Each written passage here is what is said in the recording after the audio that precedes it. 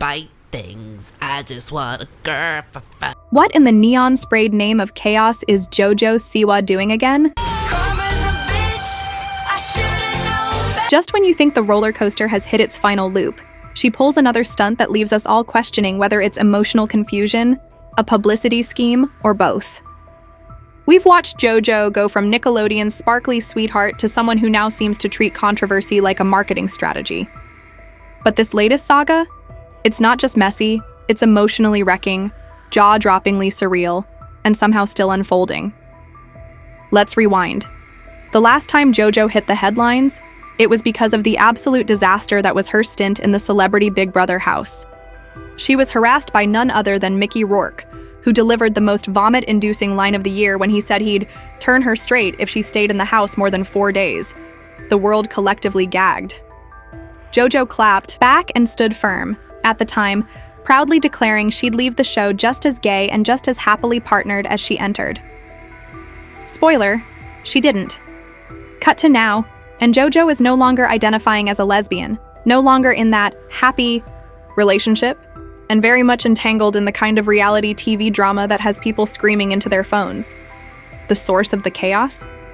Chris Hughes, a Love Island alum turned full-time flirt, who apparently didn't get the memo that friendship doesn't usually involve secret bed sharing, late-night cuddles, and bizarre Jack and Rose-level romantic energy exchanges with someone publicly in a relationship. It's just a strong friendship, Yeah, and I think you can have like a soulmate friendship. I think that's a thing. Yeah. Fans were quick to call it what it looked like: creepy, weird, and way beyond platonic. Chris told JoJo he'd kiss her. JoJo giggled and said she probably would. Suddenly, the audience was watching something that didn't feel like a harmless friendship. It felt like a car crash in slow motion, especially for Kath, JoJo's now ex-partner, who was left helplessly watching it all unfold from the outside, unable to communicate, defend herself, or set boundaries. And yes, Kath was watching. Every cuddle, every flirty whisper, every look. When the dust finally settled, or so we thought, Kath dropped a bombshell of her own. In a now viral video, she tearfully confirmed what everyone suspected. She'd been completely blindsided. JoJo broke up with her at the Big Brother after-party after spending weeks denying anything was wrong, after declaring undying love in daily video messages, and after she had literally flown across the world to support her. And here's the kicker. Chris was in the next room when it happened. Kath said she felt subhuman, humiliated, emotionally cheated on, and abandoned. And honestly, it's hard not to agree. She didn't even get a real conversation, just confusion, denial, and then, suddenly, a breakup. And the most haunting detail? According to her, it took JoJo less than an hour to throw it all away. Now JoJo's side of the story? She's claiming it wasn't planned. That Kath pushed the "are you happy?" question until she caved. That her relationship wasn't making her happy. She swears nothing romantic happened with Chris, that they're just soulmate, friends, whatever that means, and that it's all being blown out of proportion. Chris, for his part, couldn't say the word friend fast enough in every post-show interview, turning what had looked suspiciously like mutual flirtation into a full-on friend-zone speedrun. But let's not pretend JoJo's past behavior hasn't primed us for this mess. The girl knows how to create a headline. From her bad girl era rebrand to choreographed chaos on TikTok, she's learned that attention, good or bad, is still attention. So was this whole Big Brother fiasco. A desperate bid to stay relevant? Was Chris using her for clout? Did JoJo catch feelings while Chris was just playing reality TV chess? Or is the truth more complicated? Two people caught in the messy blur between real emotions and performative relationships, while someone else got hurt in the crossfire? JoJo's still posting about Chris, still talking about missing the UK, still feeding into the narrative, whether intentionally or not. Meanwhile, Kath is just trying to survive being publicly dumped and emotionally discarded, like last season's merch line. She's still getting chased by cameras, still getting dissected by strangers. And somehow, JoJo is out here smiling on morning shows while defending a situationship that clearly tore someone else apart.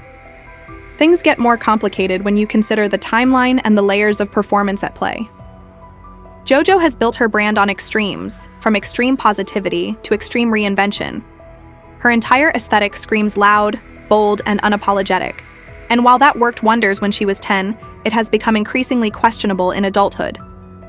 Was the cuddling with Chris just another attempt to go viral? Was it a clumsy experiment in authenticity?